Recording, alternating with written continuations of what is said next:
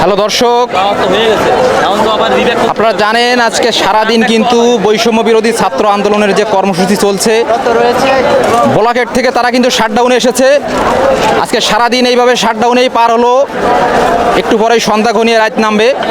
অর্থাৎ আমরা কি এই শাটডাউনেই থাকবো না আমরা রিস্টার্ট নিব, সেইটা জানার জন্য আমরা চলে যাচ্ছি এক শিক্ষার্থী ভাইয়ের কাছে ওনার কথা শোনার জন্য।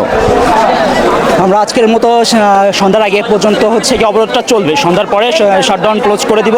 আমরা আবার কালকে থেকে আবার শুরু করব। যতদিন না আমাদের এই দাবি মেনে নিচ্ছে ততদিন আমরা রাজপথ ছাড়বো না। যেহেতু আমাদের ভাইরা রক্ত দিয়েছে, রক্তর প্রতিদান আমাদের আন্দোলন সফল না হওয়া পর্যন্ত আমরা রাজপথ ছাড়বো না। কতগুলি চালাইতে পারে পুলিশ, চালাক, আমরা মরতে রাজি আছি। যতদিন না এই দাবি ছাড়ছে ততদিন আমরা রাজপথ ছাড়বো না।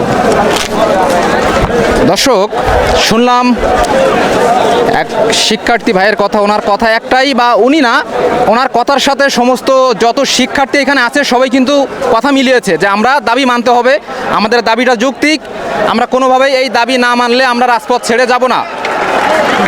আমি যদি একটু ওই দিকে দেখাতে চাই জাহাঙ্গীর সর্দারের ক্যামেরায়, দর্শক আপনারা দেখবেন এই পাশে কিন্তু একটু আগে একটা মিছিল এসেছে। সবাই এখানে বসে তাদের দাবির যে স্লোগান ওনাদের দাবিগুলো পেশ করছেন সরকারের কাছে। আর সবারই কথা, ওনাদের এই শাটডাউনটা চলবে যতক্ষণ না পর্যন্ত ওনাদের দাবি না মানা হচ্ছে। ওনারা রিস্টার্ট দিতে রাজি নয়, এই শাটডাউনে থাকবে বাংলাদেশ।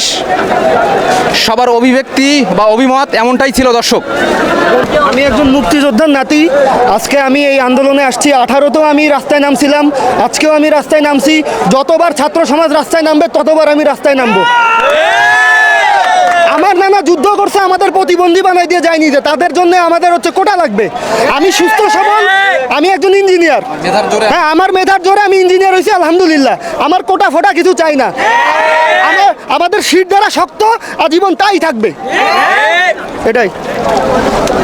দর্শক শুনলেন, উনি কিন্তু একটি মুক্তিযোদ্ধা পরিবারের সন্তান।